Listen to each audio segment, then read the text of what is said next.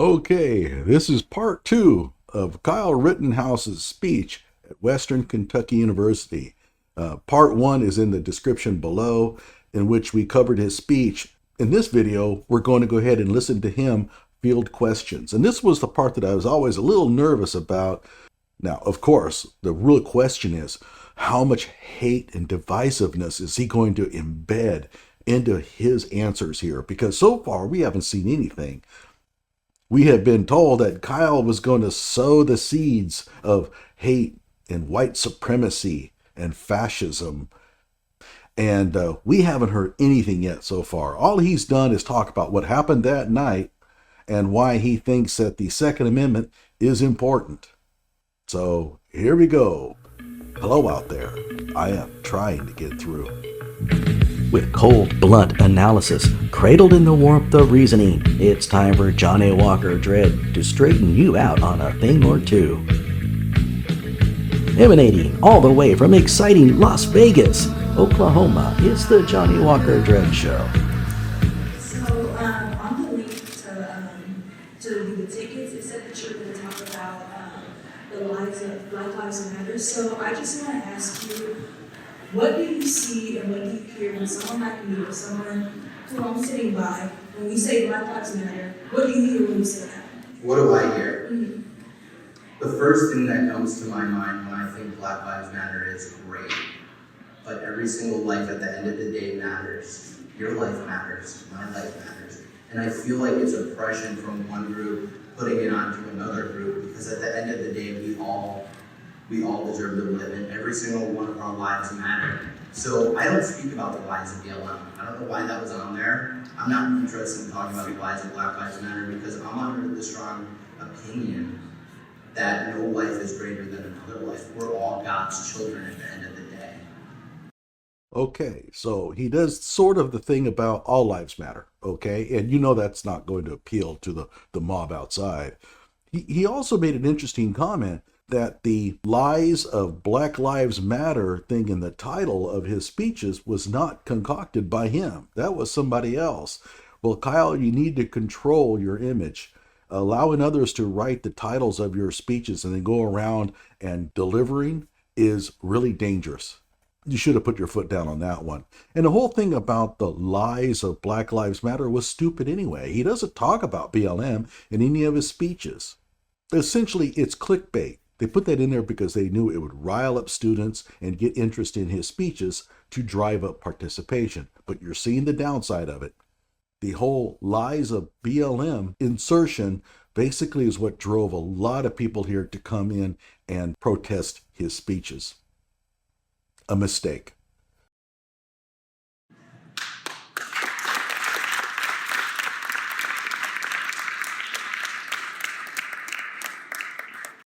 You can see the wave of nervousness through him. He's taken his first question, he's answered it, and people are clapping. And you get that wave of feeling of, okay, that was great. I'm doing well here. I'm doing good. I get it. I've been through this many times. This is called affirmation. So as a minor who underwent a high-profile homicide trial, far-right conservatives are quickly on their bandwagon, trying to get legal fees and pushing you in front of conservative news members. But the NRA did not come to your aid, nor did they support you as a regular spokesperson. The NRA sucks at their job.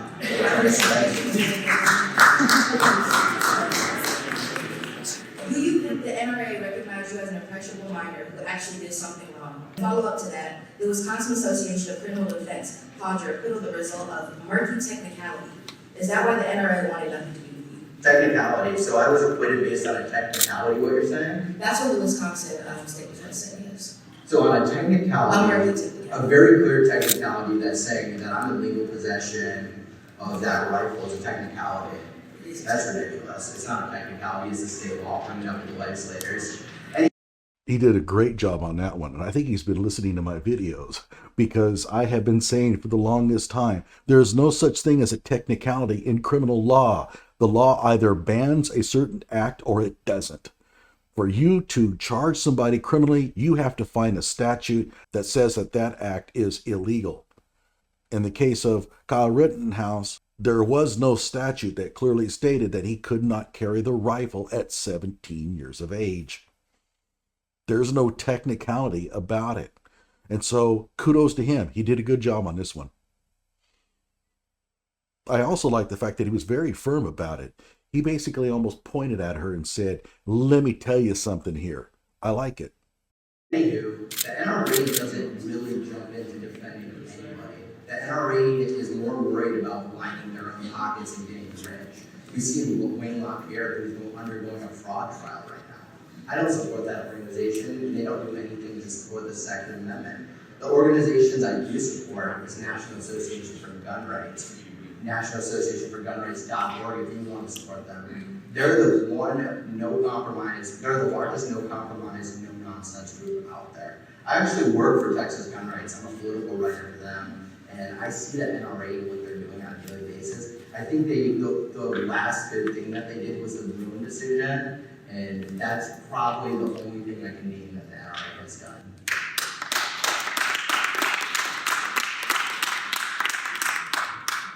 The applause is not as strong because there are probably some NRA supporters in the audience. He's blasting the NRA, basically saying, hey, they didn't come out and support me.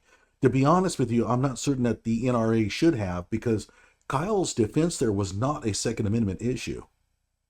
So the fact that the NRA didn't come out and have any stances on it, I'm not sure what it says. Now, I know a lot of you are going to say, well, what about the possession of a gun deal? Let's face it, Kyle was up for murder. The issue here was simply, did he have a reasonable belief that his life was in danger or not? That's not a Second Amendment issue.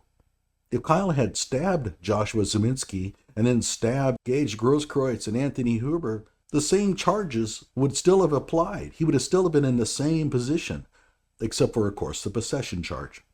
Whatever, however you feel about the NRA, that's another issue.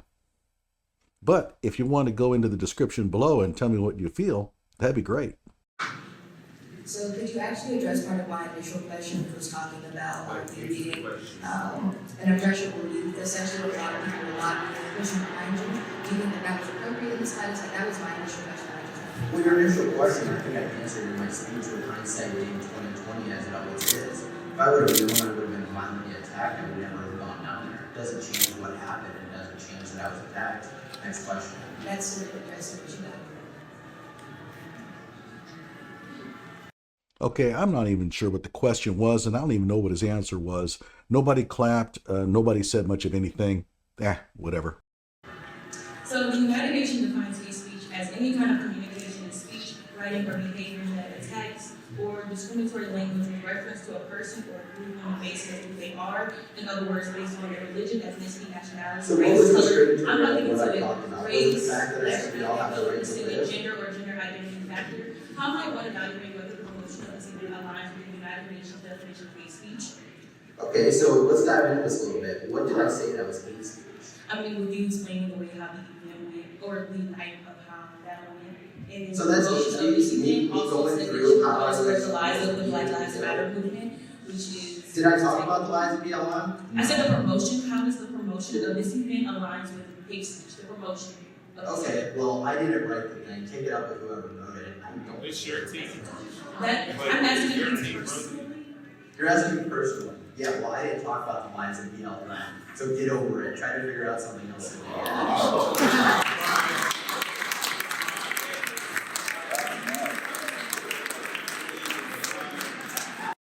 The real danger here is that all of the clapping is going to induce him to do more of that kind of pushback.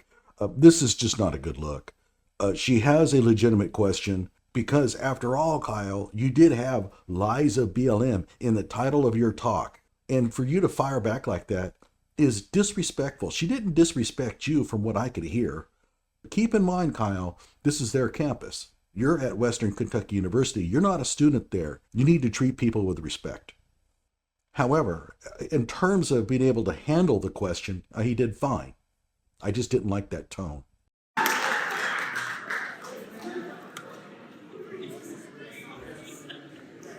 Okay, so my question is, what makes you feel empowered to speak publicly and share your perspective after being involved in events that led to loss of lives?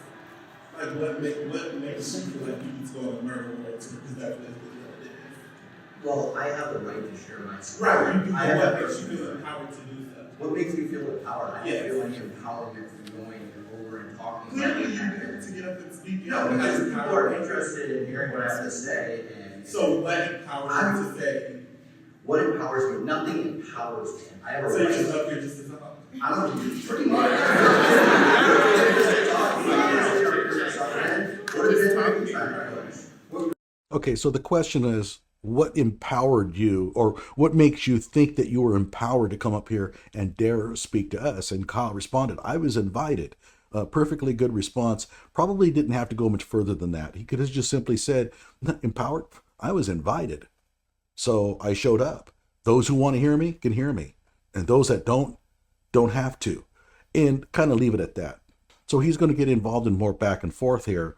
But this isn't so bad. I mean, actually, I think he's having some fun with the questioner. What group are you here with? So what makes you feel empowered? Somebody asked where the high school diploma is at. What empowerment do I have? I know you realize I know just like got your GED, but like what makes you feel empowered? Do you want me to Because I have the right. People are interested to hear my Sure, story. but I can't. I'm probably here to talk about the second one. I'm answering it right now. I'm not going to answer it yes. I take what I said with what you want. So when you get your college education. So essentially the question is, what makes you think that you have the right to come up here and speak to us? Keep in mind, the people that are questioning him are probably undergraduates. They're out of high school by maybe 1, 2, 3 years anyway. So it's not like they're massive scholars, although they probably think that they are. Once you get out of a social justice 101 course, you think you know everything.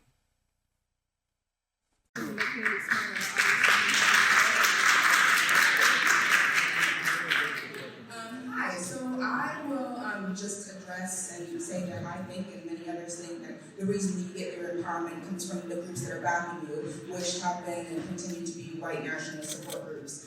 So I'll get there. Nobody. Yeah, this is bullshit. I mean, now she's going to come in here. She has her own question, but then she's going to follow up on the other person's question. No. It doesn't work like that. You got a question, you ask him the question. This is not your pulpit.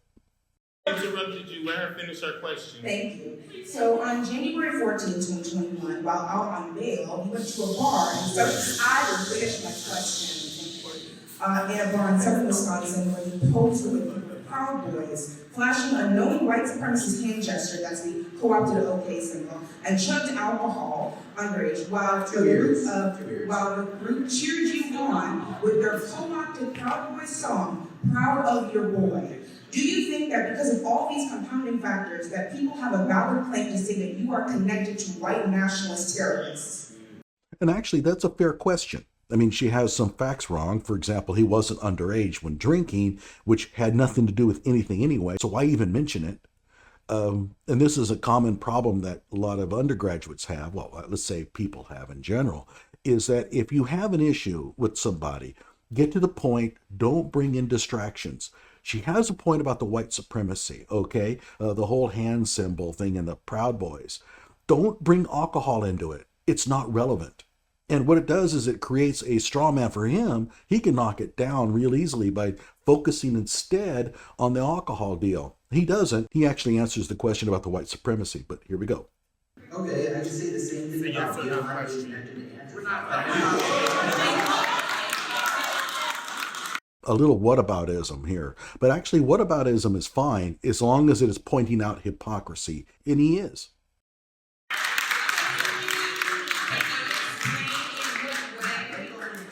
Can you explain in what way you're talking about how BLM? First of all, I think we're going to talk about the lies of BLM.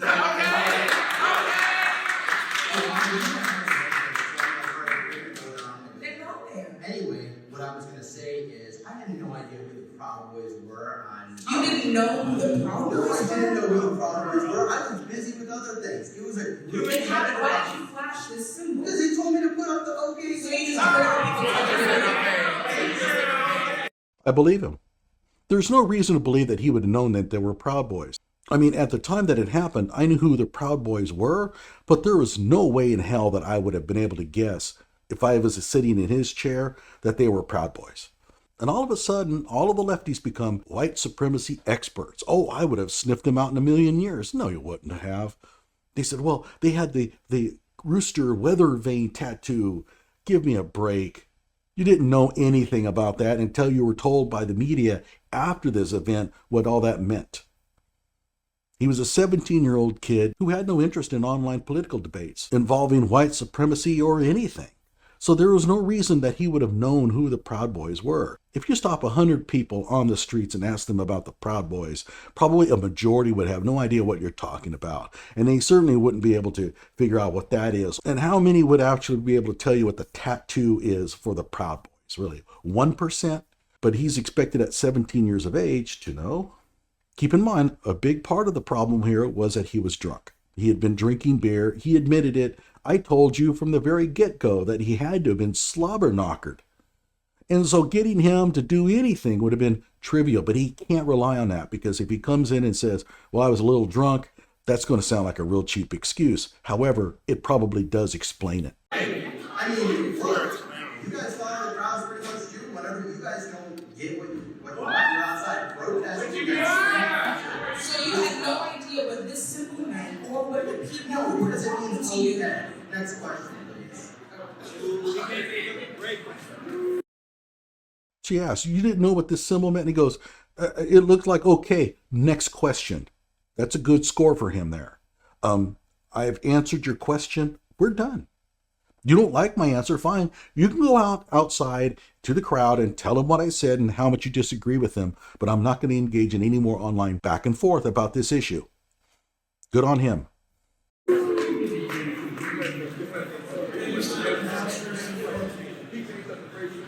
Everybody calm down, please.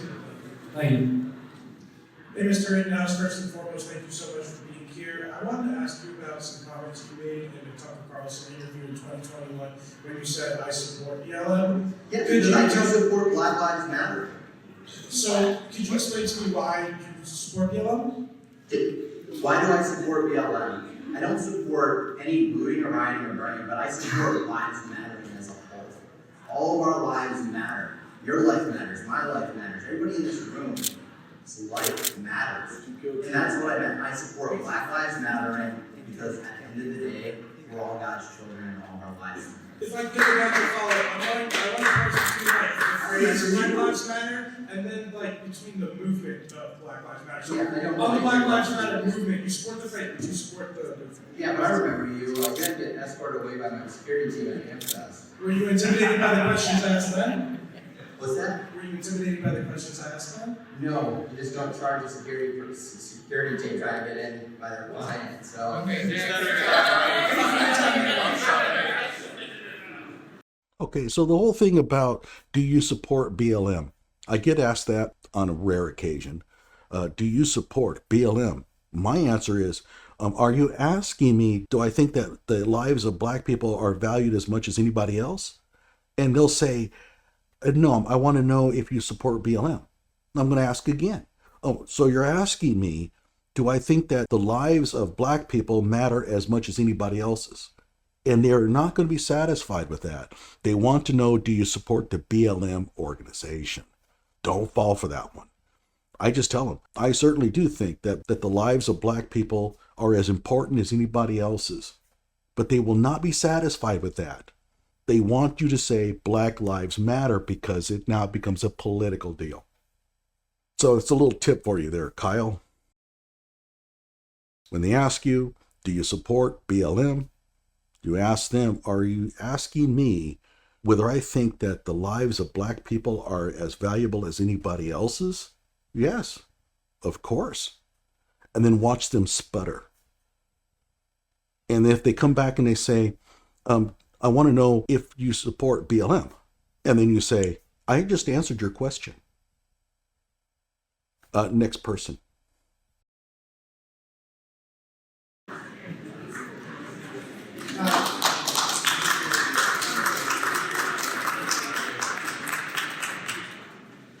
First, I want to thank you for coming out here. thank you. I know it's a great day for everybody.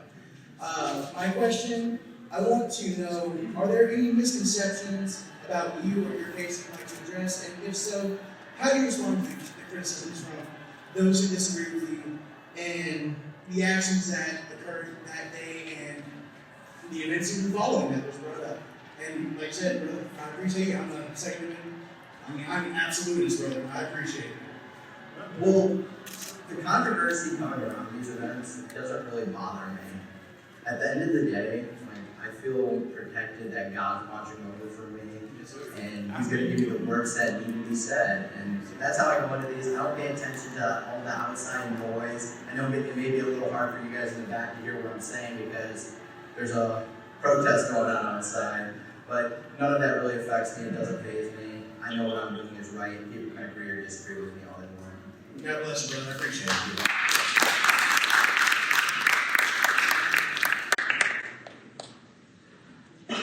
It's nice to meet you. I remember when this first happened, I was following it very closely. But anyway, some of the things you said in your speech, you mentioned that you didn't know that Kentucky had red flag laws. There was a senator that just tried to enact those, and that bill was killed. And then there are some other anti-gun bills being passed. But you also mentioned something about us being able to protect ourselves on campus. I called the campus police before I came. Maybe a week or so before the event, asked them if it was okay for me to carry pepper spray. I get to the door, they search me, and they say, "Hey, you can't have it." And he's like, "Why do you have that? Why do you need it?" I said, "Why do you need your gun?" It's the same reason. We've got to protect ourselves. We don't know what these people, that's okay. We don't know what these people, any of these people, that matter what color, we don't know what we're going to do. He says, we don't know what these people, oh my God. He should have said, we don't know what these idiots. They would have actually hollered less over that. We don't know if we're going to be able to get to our cars. Police have no duty to protect us. So my question is, what can we do? What can we do to advance this cause for gun rights? I think you had started a Second Amendment organization, like a gun rights organization. I want to do something like that. So I work for Texas Gun Rights, and what you guys can do is start donating to these orgs. Start donating to the National Association for Gun Rights, Gun Owners of America, Firearms Policy Coalition. There's all these different groups that are actively fighting, and if you don't have the resources or means to donate, sign your petitions, because I know at NAGR we actually deliver these petitions that are signed to these courthouses when we sue or the legislator's office. We just had an awesome win out in Texas a couple months ago in Judge O'Connor's courtroom, which was federal court on forced reset triggers. We won that case. We're good at what we're doing. Thanks for coming. So the last two questions were pretty much softballs. He handled them just fine. I mean, it was not going to be hard for him to respond to those. First off, what's your dog's name? This is my dog. Violet. Hello, say hi to everybody. And then follow up. I'm a Second Amendment absolutionist. I know you work a lot in Texas. I know you're friends with Brandon Pereira. Yeah, take over Tony Gonzalez and fix it, Antonio. And Tony Gonzalez. What a tool. You know, that's right. But I was just wondering, where do you fall? Like, I know in the menu itself it says, will not be infringed.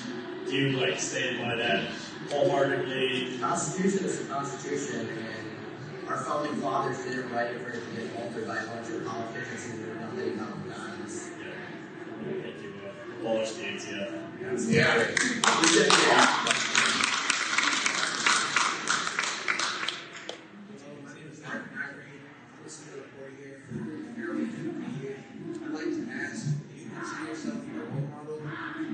I cannot hear this guy at all.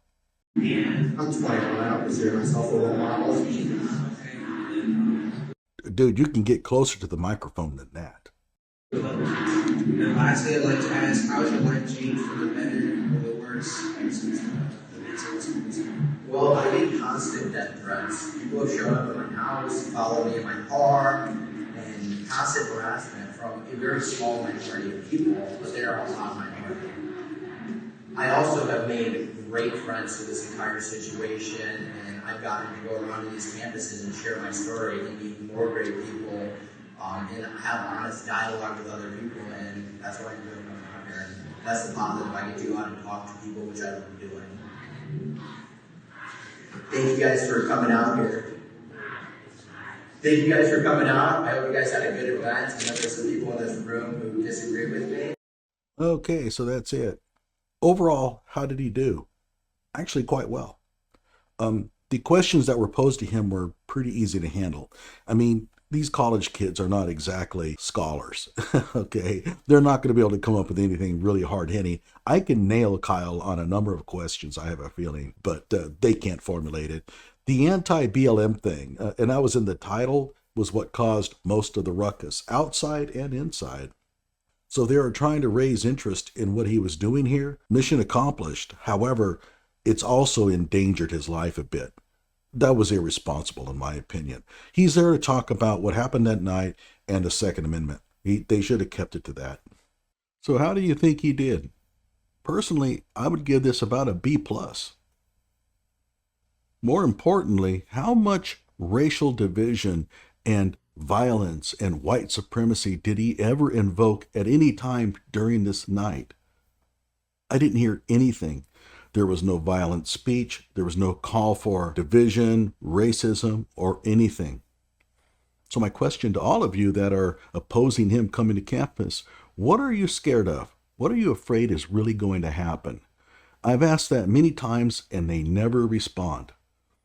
This is political. They don't want him on campus because he's going to be espousing political views that they don't like. It has nothing to do with any fear of violence.